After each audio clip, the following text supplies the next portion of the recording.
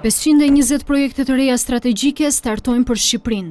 Kryeministri Sali Berisha ka deklaruar në mbledhjen e Komitetit Ndërministror se këto projekte do të nisin në pranverën e këtij viti dhe do të përfshin sektor të rëndësishëm si arsimi, shëndetësia apo infrastruktura rrugore. Jemi mbledhur sot për të miratuar së bashku 520 projekte të reja.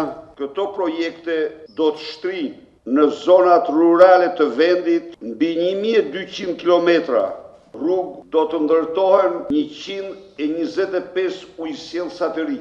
Do të ndërtohen dhe rreth 219 shkolla të reja ose do rinërtohen shkolla ekzistuese. Do të ndërtohen gjithashtu rreth 44 qendra shtetësore. Sa kaq sipas Berishës në vend gjithashtu do të punohet për një sistem kanalizimesh kryesisht në zonat bregdetare të tij.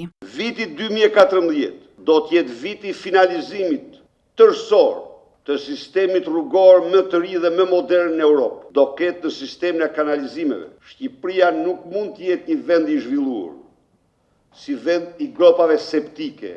Do të shkëputemi nga kjo praktikë dhe po ndërtohet një sistem i ri kanalizimesh krahas ujësjellësve, idej për një vend të zhvilluar.